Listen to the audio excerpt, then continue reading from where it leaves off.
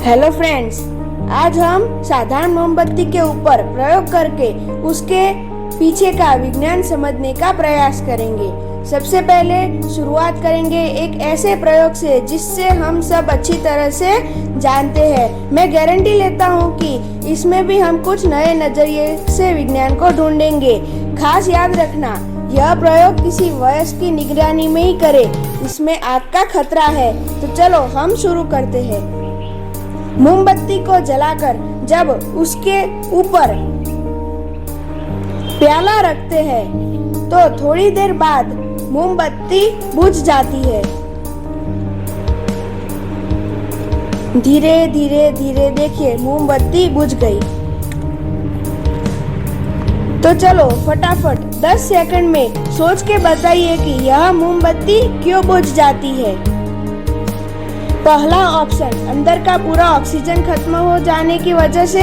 दूसरा option, carbon dioxide के oxygen को नीचे धकेले जाने से। तीसरा ऑप्शन, फ्लेम की ऊपर की सतह का ऑक्सीजन खत्म हो जाने से। सोचिए। हम में से ज्यादातर लोगों को लगा होगा कि ऑप्शन 1 सही है, क्योंकि हमने किताबों में जो पढ़ा है उसका अर्थ हमने ऐसे ही लिया है।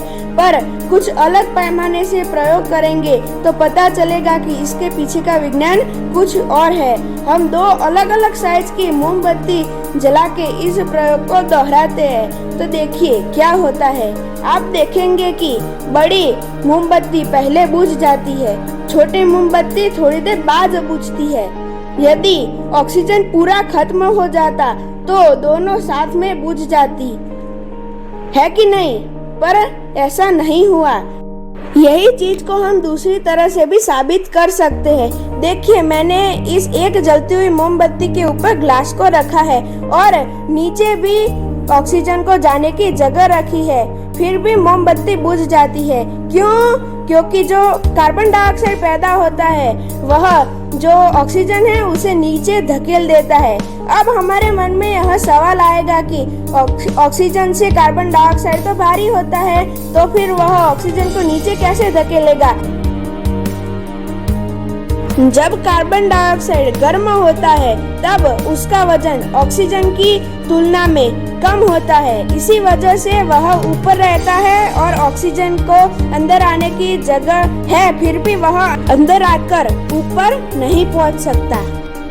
अब चलिए हम एक दूसरा एक्सपेरिमेंट करते हैं कि क्या ये वाटर लेवल जितना अप होता है उससे हम हवा में ऑक्सीजन की अमाउंट मेजर कर सकते हैं। चलिए देखते हैं। अब आप देख सकते हैं कि ये जो कलर वाटर का जो लेवल है उसका मैंने मोमबत्ती के ऊपर ब्लैक कलर पेन से मार्किंग किया हुआ है। अब आपको फटाफट इस सवाल का जवाब देना है कि जब मैं इसके ऊपर ग्लास रखूंगा तो वाटर लेवल में क्या बदलाव आएगा। ऑप्शन ए, वाटर लेवल बढ़ेगा। ऑप्शन बी, वाटर लेवल घटेगा। या ऑप्शन सी, वाटर लेवल में कोई बदलाव नहीं होगा। तो चलिए जल्दी से इस सवाल का जवाब दीजिए, सोचिए।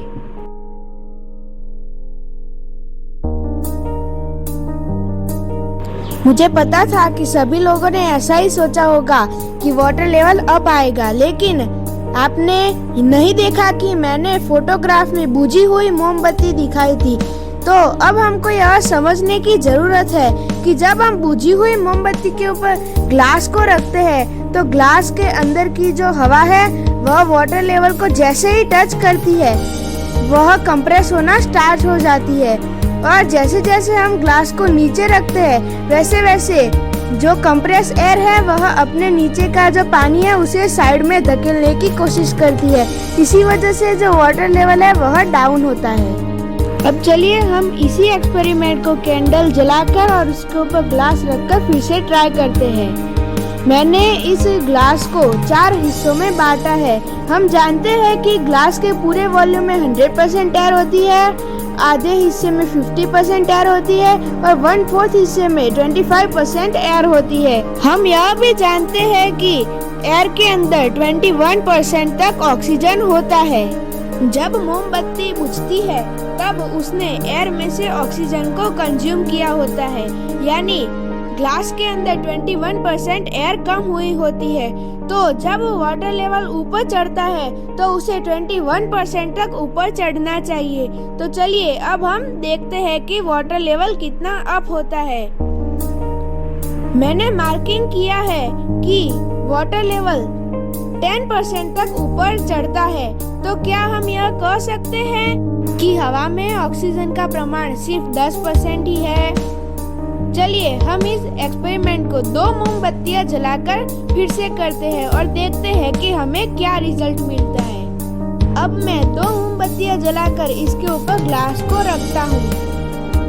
अब जैसे ही मोमबत्तियां बुझती है, वाटर लेवल ऊपर चढ़ता है। इस वाटर लेवल को भी मैंने मार्कर से मार्क किया है। यह पहले से तकरीबन 2 गुना है।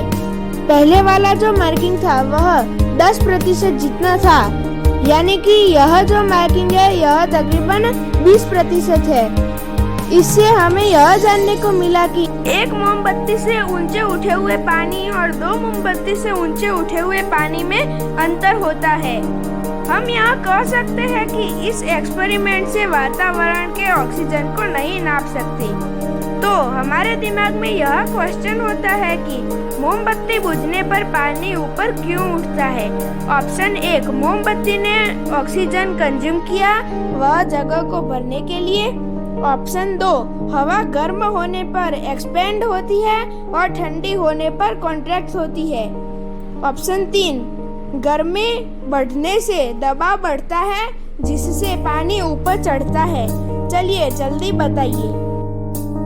जब ग्लास के अंदर कैंडल जल रही होती है तब उसके अंदर की हवा भी गर्म होती है, जिसकी वजह से वह एक्सपांड होने लगती है। और जब कैंडल बुझ जाती है तब उसके अंदर की हवा भी ठंडी पड़ने लगती है, जिसकी वजह से वह कॉन्ट्रैक्ट होने लगती है और ग्लास के अंदर एक वैक्यूम जैसा क्रिएट हो जाता है, जिसकी वजह से ग्लास के अंदर पानी ऊपर चढ़ता है।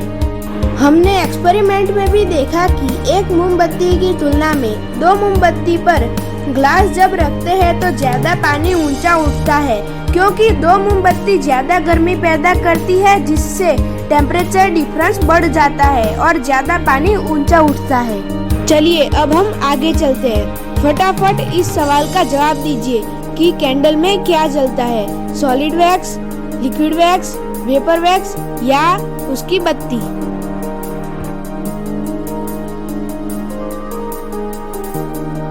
इस सवाल का सही जवाब है वेपर वैक्स।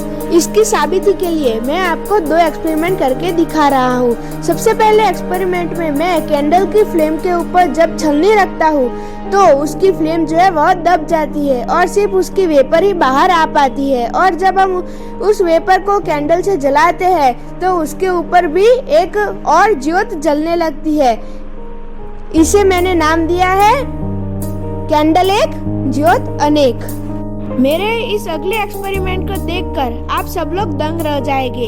इस एक्सपेरिमेंट में मैं इस जलती हुई कैंडल को फूंक मारता हूँ और यह बुझ जाती है और इसके अंदर से जो सफेद सफेद निकलता है यह असल में उसकी वेपर वैक्स है। और मैं बत्ती को नहीं जलाता और वेपर वैक्स को जलाता हूँ, फिर भी मोमबत्ती अपने आप जलने लग जाती है। इसे हम स्लो मोशन में भी देखते हैं।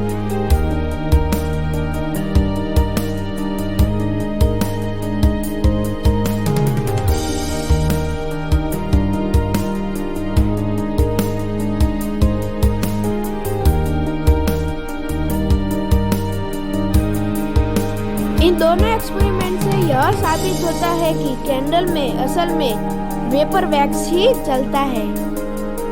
चलिए अब आप जल्दी से बताइए कि मोमबत्ती की ज्योत का स्वरूप कौन सा होता है? Option A solid, option B plasma, option C gas या ऑप्शन डी लिक्विड। जल्दी से सोचकर बताइए।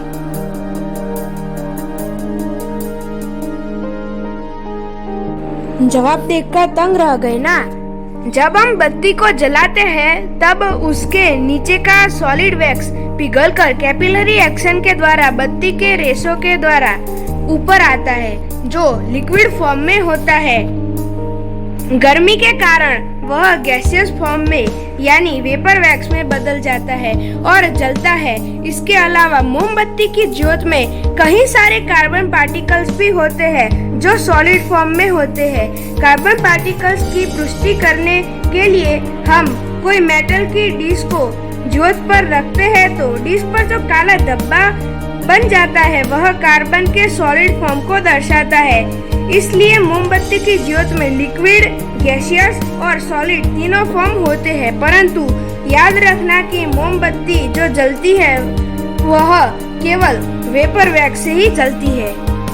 अब लास्ट में हम देखते हैं एक मजेदार magical science experiment, spiral paper rotation with candle. देखिए कितनी मजेदार तरीके से घूम रहा है। जब हम कैंडल बुझा देते हैं तब ये स्थिर हो जाता है और जब हम कैंडल को फिर से जलाते हैं तब देखिए कितनी मजेदार तरीके से ये गोल गोल घूमना स्टार्ट कर देता है। आपको इस खिलौने के पीछे का विज्ञान ढूंढना है। मैं वीडियो के लास्ट में इस खिलौने का विज्ञान आप सबके साथ साझा करूंगा।